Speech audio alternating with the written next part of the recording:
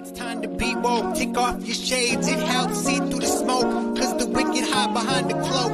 And if you stay in the mist, you gon' be soaked. So listen up, cause this hair of the dog. What's real, what ain't? Is this the fog or smog? Cause there's a difference when you breathe it in. So don't let the corporate media take you for a spin. This that morning show, they put you in the know. So I hope that you ready, cause all we do is go, go, go. Yeah, come get your info, you gon' be like, whoa. Hair of the dog, we bout that, ayy. We in the song, we out here, yeah. Good morning, everyone. Welcome to Hair of the Dog. I'm Andy Kennedy. It is Friday, and it's a beautiful sunny Friday morning here in Ontario. Thank you very much for joining us. We are going to have a wee bit of fun on our show today, and that will begin with the introduction of my lovely and talented co-host, Ms. Carrie Barber. Good morning, Carrie. Hey, good morning. I hope everybody's doing well. And I was going back through some old comments on some of our past videos, and there was one gentleman who was really upset about my audio. Really upset. He's like, "Can't you afford a microphone?" No. Where's your video, Carrie?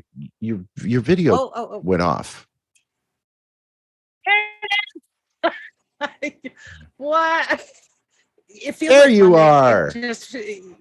It just feels like Monday. So I just want to give a shout out to the very nice gentleman who was very upset with my audio. I have a new microphone. I found one on sale for $20. So we'll see what the audio quality is on $20. Well, I'll just tell you right now that it sounds really good, actually. But however, you are still the queen of low bandwidth.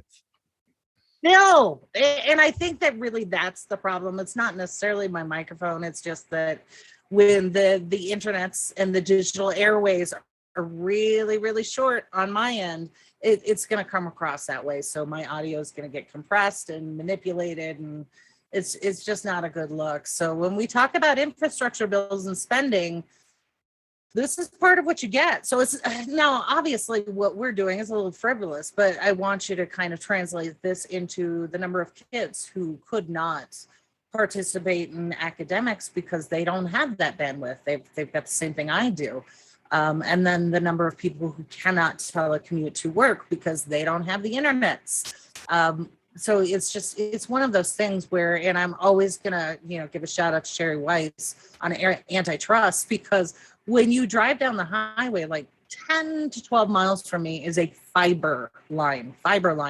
And there are towers for the cell phone companies, but they just, those 53,000 families down in this valley, we don't give a shit. They don't matter. So we're not gonna spend the time and money to go that way, right? So, and that's just one side of the valley. There are like 300,000 people all across North-South Valley. So that's just one small piece of Americana. So if you are so privileged to live in a city where you can get 5G and all this other bells and whistles, Google Fiber, good on you. But remember that is a very small microcosm of what's going on across the entire United States. So yeah, right. Healthy reminder there. Yep. Well, you certainly sound better this morning. And if somebody has a 5 to 10 mile fiber optic cable that they're not using, maybe they could donate it. I'd be happy to take it. All my neighbors have backhoes, so we could probably dig our own ditch. Yeah. So that's one of the things. A friend of mine is working with his local community, and he's actually already gone through the hoops to start community-owned a co-op broadband in his area. And so for those of you who are familiar with Chattanooga, Tennessee, they have the fastest, best internet in the entire country. And that's not just hyperbole, that is true, because they actually have a community-owned co-op. So this gentleman, Dave Gutowski, I'm trying to get some time on his schedule to have him come on and talk about that, to see what we can do as a people in our local community all across this country to kind of recreate that and make sure that we own it, take the big tech out of the way, because we actually subsidize that with our federal taxes. Well, okay. I know Andy just cringed. Our federal spending subsidizes that. So the public purse is actually subsidizing a lot of these big companies who really don't need it. So why don't we get the benefit of our own spending and own it? Why not? Right? So it's not nationalizing, it's community owned. So like your local co-op with your food. So yeah, that's one guess that I'm trying to get time in a schedule so we can really talk about all of that.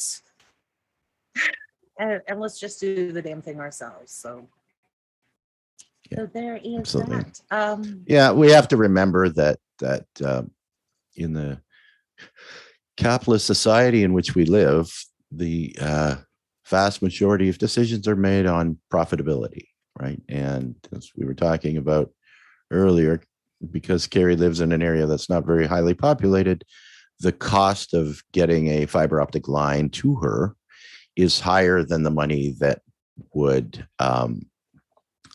that they would get from the people that would be that would be using it. So if your only motive is profit for doing anything in a society like ours, then it's not going to happen, right?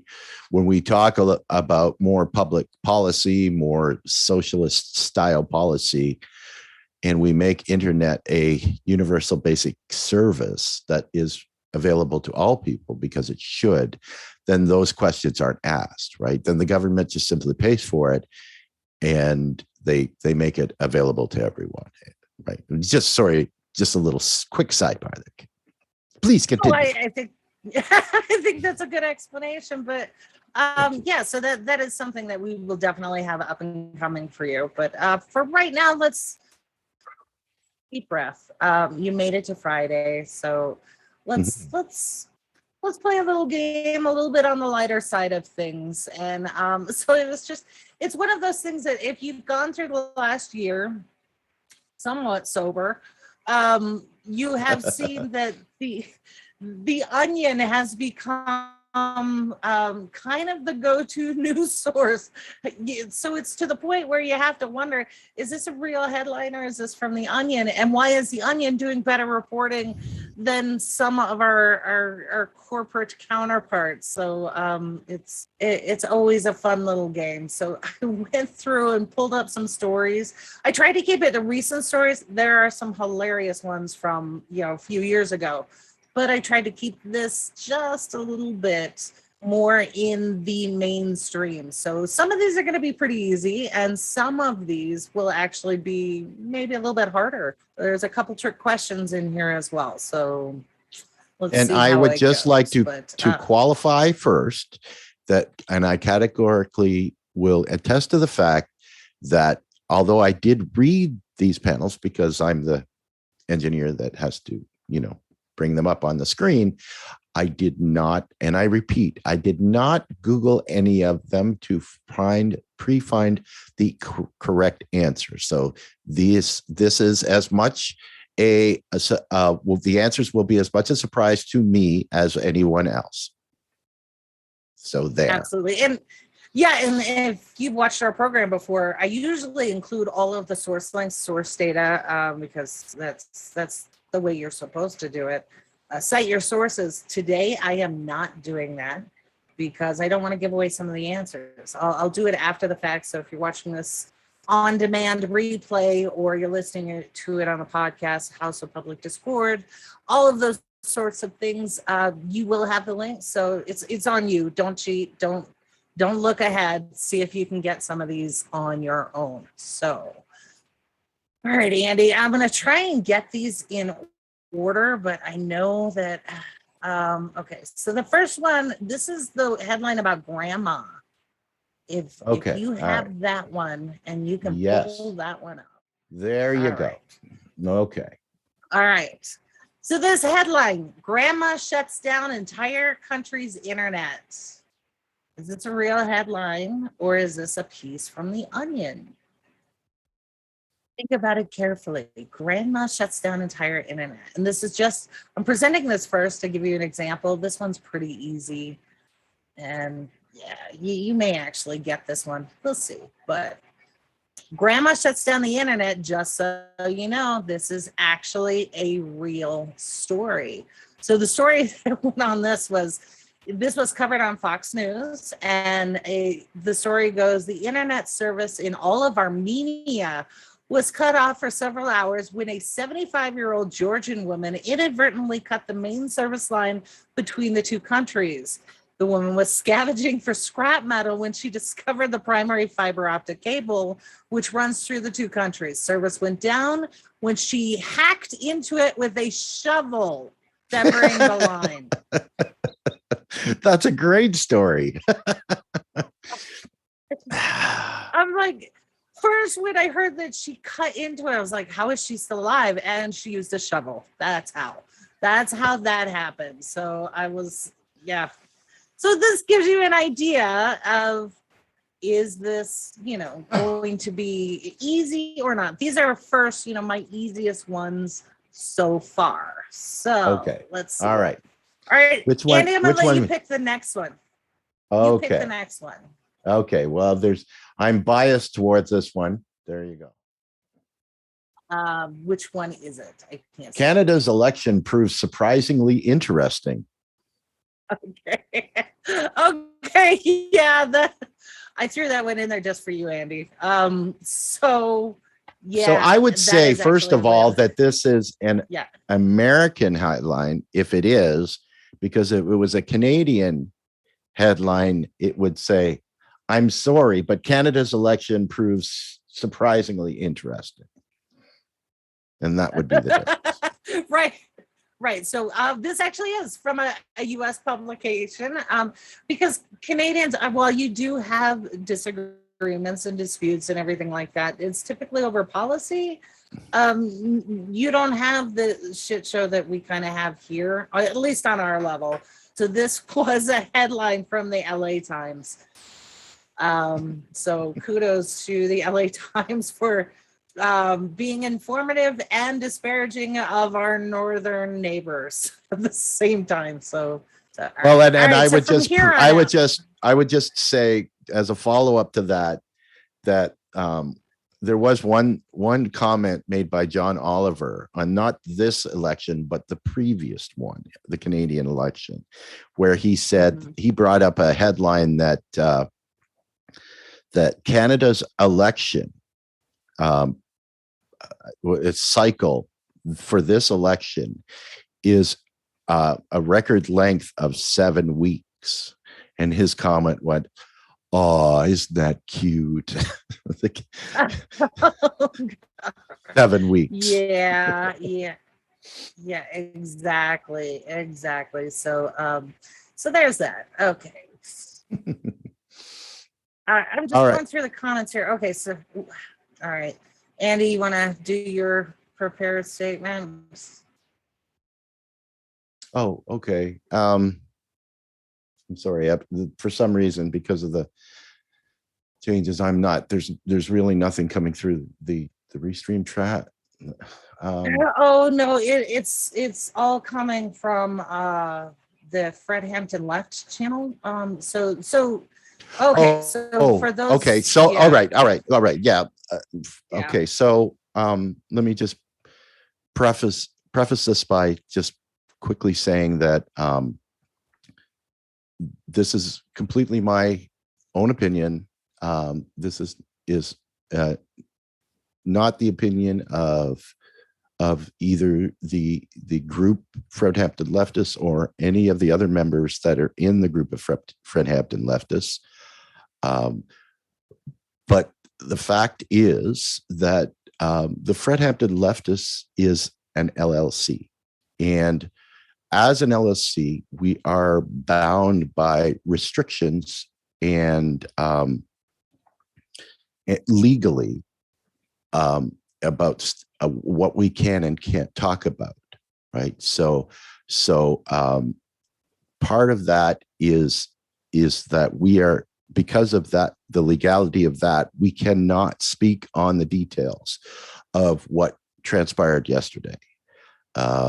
It is would be detrimental to the overall company of Fred Hampton leftists, as well as to the individuals who are part of it. And I'm sorry that legally our hands are absolutely tied. The law is clear on this, and that's really all that I can say. So I apologize. Yeah. That's about it. Yeah, and as I said on Twitter, when I was getting same people in the comments who were coming after me on Twitter, in the course of my experience on Twitter, which admittedly isn't a lot, I have only known one person to be open and honest about their separation, and really tell the story of how they participated in that, and that was Peter Dow. Never before or since have I ever seen anyone talk about leaving an organization in a completely honest way. So I would just caution people with their assumptions at this moment. I would caution people that there's a whole lot to the story. There's always, multiple sides to a story, and the knee-jerk reaction is never going to be the best course of action. So that sure. is my opinion. That's sure. what I said on Twitter, and so that's all I can say. Right. So. Okay, Ryan. Oh my God. Okay, so Ryan, I doubt any of these people talking right now have built relationships in their oppressed communities. Ryan, you don't know. You don't know. Who are you? You just jumped on. So here's the thing. I'm gonna get back to the levity of our typical Friday show. I know why a lot of people are here today. And what I would say to you is the ugly and the vitriol that you have decided to share today, that you jumped on today, not knowing who we are, never having seen our broadcast, not knowing the full story. This is all on you. And you will experience the world through what you put out. And so if you have come here to be the hate that you see in the world, this is exactly what you're going to get. But I'm not going to return it. I've lived way too long. We have a show to do, so we should get back to it. Okay, let's do it. Okay. Let's do it. And so for Narissa and Jean and everyone else, I appreciate you guys being here, and sometimes things aren't transparent and you don't get to know. You don't. I'm sorry. That's kind of how it goes. So take from it from what you will. So we'll get back to our broadcast. And if you want to continue on, feel free. If you want to keep posting, feel free. If you want to participate, even better. So let's do that. So Andy, if you wouldn't mind, bring up the next one and let me know which one it is. Okay. So the headline is Florida man tased for twerking, resisting an officer during traffic stop. Okay.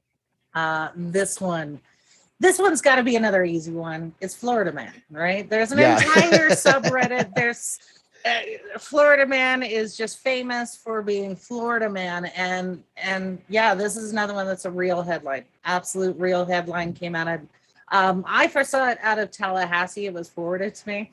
So yeah, real headline, but okay, so the first three were pretty easy. Let's get into another one. What you got?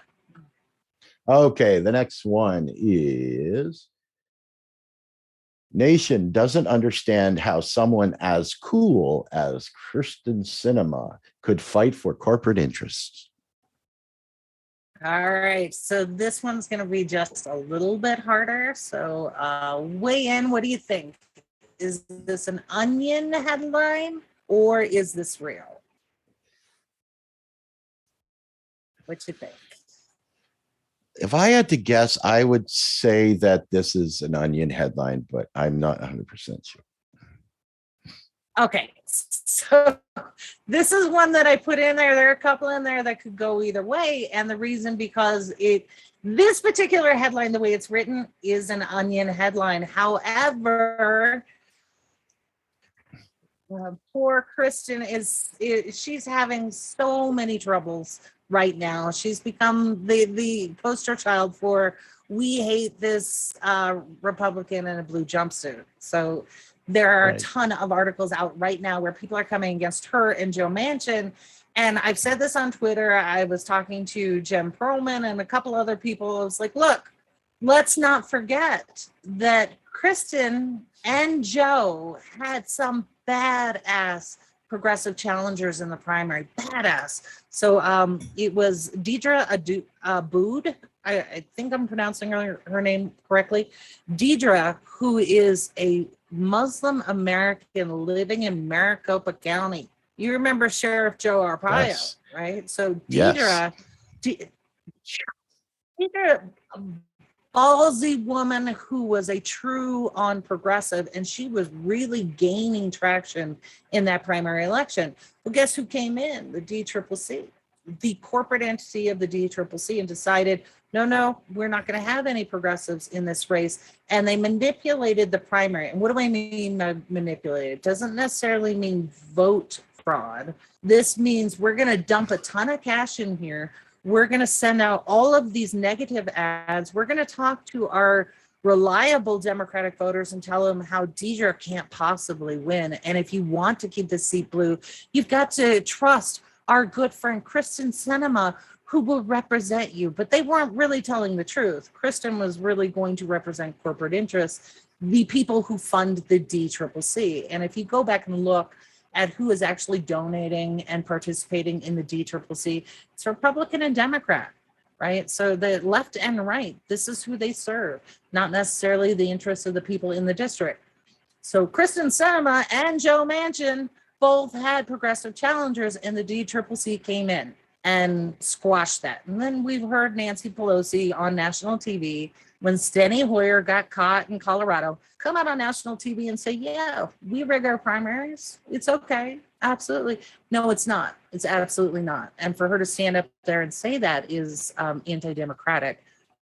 But here's what you get for it. So it's Kristen Sinema, the darling of the third way neoliberal corporatists. So there's and apparently really cool. Very, very cool. Very cool. Mm-hmm. So Narissa says, hey, Carrie, I still want her FU ring though. Yes. Yeah, that should be, we should just play that over and over again. Absolutely. So yeah. So are we ready for another one? Yeah, let's go through another one right now. Okay, so let me know which one you picked. The next headline, and I'm going to try to get through this one without giggling. Kamala Harris, deeply troubled by images of Haitian migrants at border, whom she distinctly remembers telling not to come here. All right. I love that head. I don't know, but I love it. It was a good one. So yeah, Kamala Harris, deeply troubled by images of Haitian migrants at border, whom she distinctly remembers telling not to come here. Is that a real headline or is that The Onion?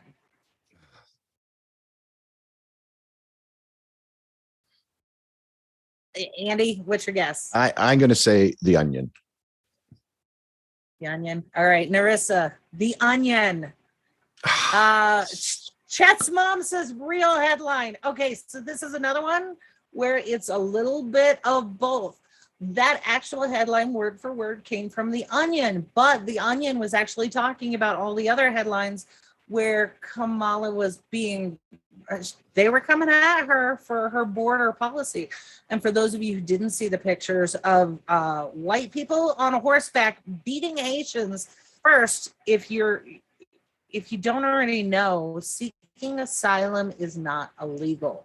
And in the US, part of our international treaties is if you are seeking asylum, you must make it to the border and declare your intention. And then you get a hearing and all of that sort of thing. So what we're actually doing is beating people before they get to the border to declare their stuff. So what we're doing is actually an international law violation. Never mind the fact that we are still outsourcing brutality to Mexico in our family separation policy. But I don't remember what we call it now. It's not a family separation policy. It's something else. I don't know what new cute moniker.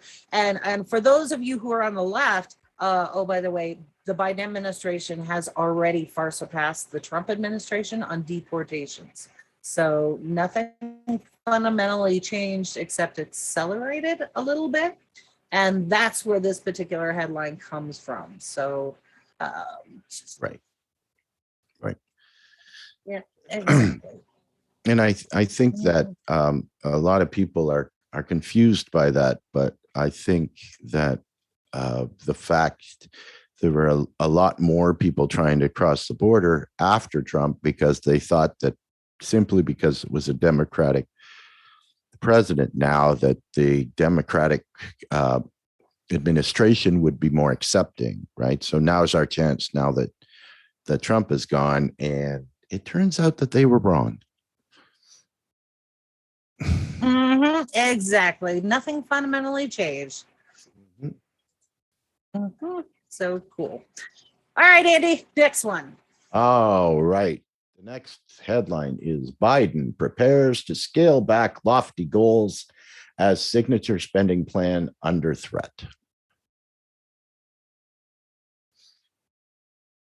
Is this real or is this not new? I'm going to say that's real.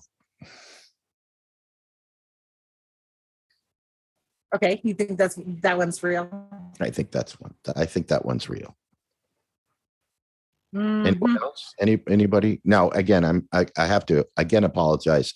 I can't see the chat. I can't bring up anything other than the regular chat window because of my bandwidth limitations, because I'm basically using two cute computers to broadcast. So I have to rely on Carrie's feedback in that regard.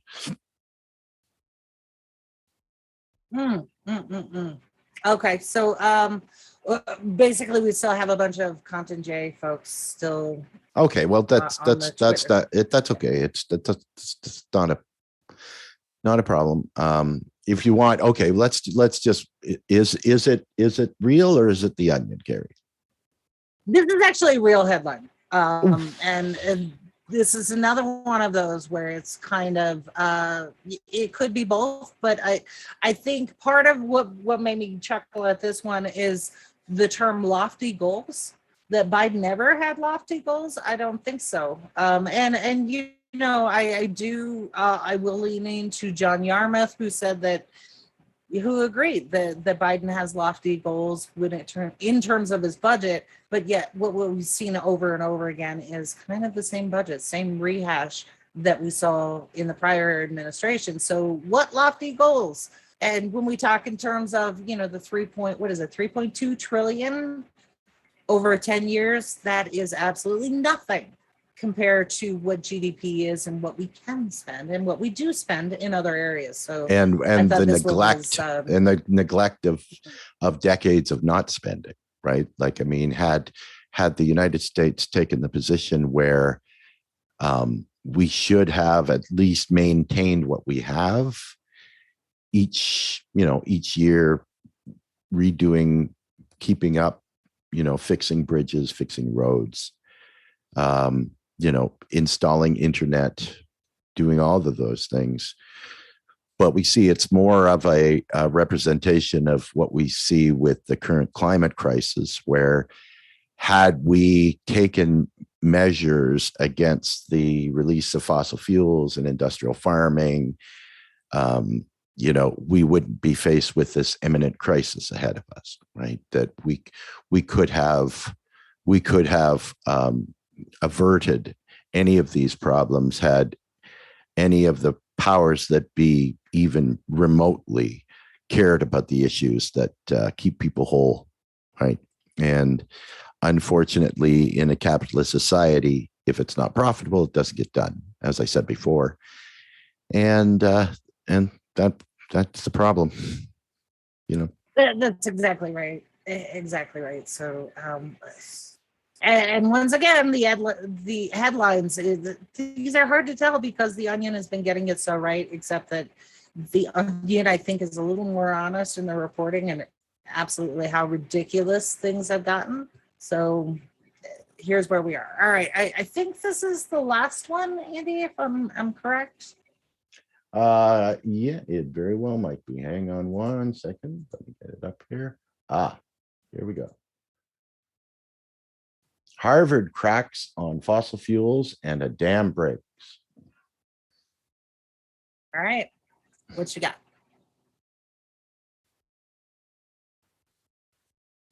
I'm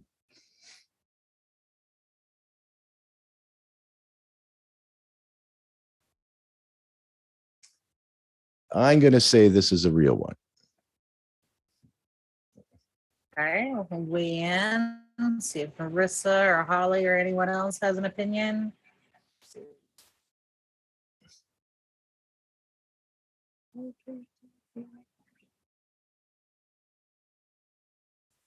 Okay, Darissa says onion, but true. That's kind of hedging. You know what? That is hedging. You know, yeah, that is kind of a hedge, but we'll let it stand. So this is actually true. This is true, and I found this on all places. Politico, this, in my opinion, who has gone full on into the Democratic propaganda machine. Here they go. They said Harvard University and its nearly 42 billion with a B endowments succumbed to years of pressure this month when President Loris Bakow said it would phase out its current fossil fuel holdings. The institution said it has no intention of making future investments in the industry. Now, a cascade of similar announcements have followed with Boston University, University of Minnesota, and the $8 billion MacArthur Foundation pulling the plug on fossil fuels. So I guess good news, bad news. Bad news is they had been investing in all of this for a long time, making money while they're raising tuitions. But this is similar to the story that we did when we were talking about Line 3 out of the tar sands. Why is Line 3 still going on? And I forget that number, but it was like 278 billion have been deinvested in that tar sands project, but yet they were still going on with it. And for those of you who aren't familiar with Line 3, just find the hashtag Stop Line 3, or you can check out one of our earlier broadcasts where we talked about Line 3 and what was going on there. Protesters still being arrested. It's going through farmland, through portable water, through most of our riverways here in the United States in the central Heartland district. But here it was, Harvard. Harvard was investing heavily in these types of fossil fuel holdings, as well as a number of other universities. So a little bit of good news, bad news in this. And yeah, that's Marissa, you're right. It could have been onion, but it's absolutely real on this one as well. So Those were some of the big stories that, just looking across the internet. And mind you, there are a number of these that you can find on your own. Some of them are just downright hilarious, but the rest of it is what it is. But the whole point of doing this was you got a little bit of tongue in cheek when things are going on so serious now. And like I said before, knee-jerk reactions to things is probably not the best course of action. And Andy, you said it, retractions don't come out on the front page when we do these sort of things. They're on page 36 if they appear at all. So everybody take a deep breath. The other thing is that anybody that knows us or it's watched us in any form or on any platform over the 1.5+ years that Carrie and I have been doing this show, we always advocate for taking the high road, and under the auspices of you really can't throw stones if you live in a glass house, and if we want to call out the bad behavior, we have to live by that, right? So just know that our intentions are good, and at least as best as they can be in our situation, and that has never changed. And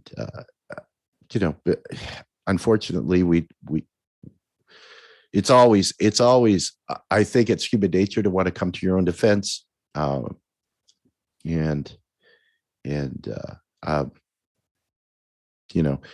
we have to understand that in an LLC we don't just speak on behalf of ourselves. We have to speak on behalf of the entity itself and the people around us, and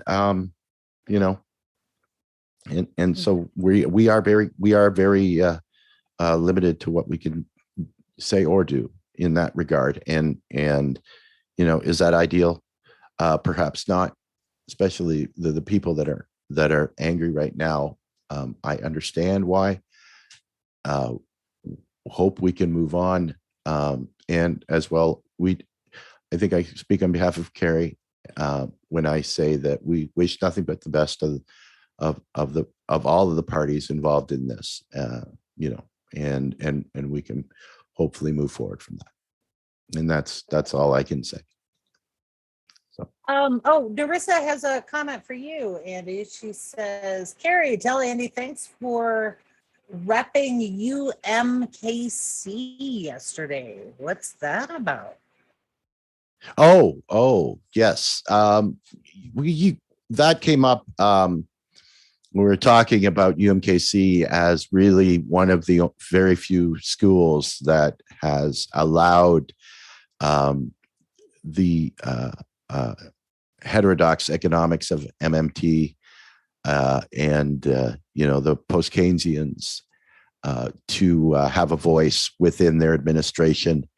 And it's where Stephanie Kelton started and went to school, and it's where a person that I consider a good friend and mentor, Matthew Forstater, continues to work there. And these are the people that went against the neoclassical establishment. They basically were outcast by that group. So they've been hamstrung their entire career because they stand for what they believe in. The Randy Rays of the world and Pavlina and Fadl Kaboub and all of the MMT economists and activists that we hold in such high regard. It's a place of truly of higher education, of not only talking the talk but walking the walk, and trying to make our society or allow our society to move in a better direction that can be a more just society, that can be an open voice for making people whole in an economy that ignores so many. And that's, that their contribution is unprecedented. It's certainly in the United States anyway. So kudos to UMKC and all that are there, and to anybody else that's associated with them. So. Okay, so there was one comment from James Root. Thanks, James, for bringing this up this morning. He said, I wanted to mention that Stephen Donziger is in court right now listening to whatever sentencing they're trying to cast down on him. And that is a powerful story. So we just had the UN rule that his house arrest violates international law, which was profound in that they were saying that against one of their own members. But he is right now in court facing the sentencing. And if you are not familiar with who Donziger is, please read up on it.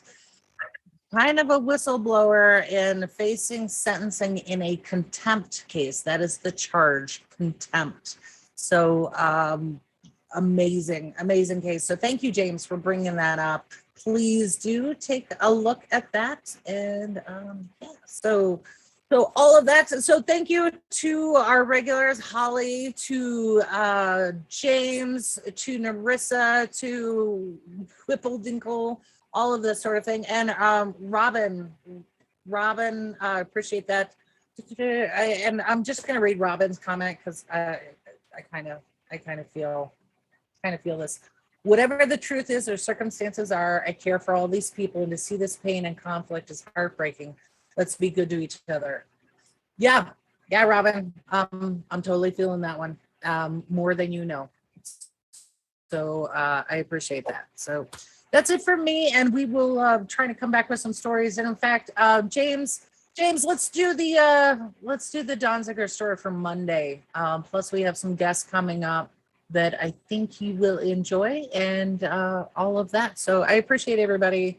I appreciate you posting your comments, good, bad, and different. I appreciate you weighing in. And for those of you who are seeking more information, yeah, I get it. Absolutely. So it's kind of what we're all about. So thank you so much for weighing in this morning. And I hope that the rest of your Friday and the rest of your weekend goes very, very well. So deep breath, everybody. We're still in this together. Thank you.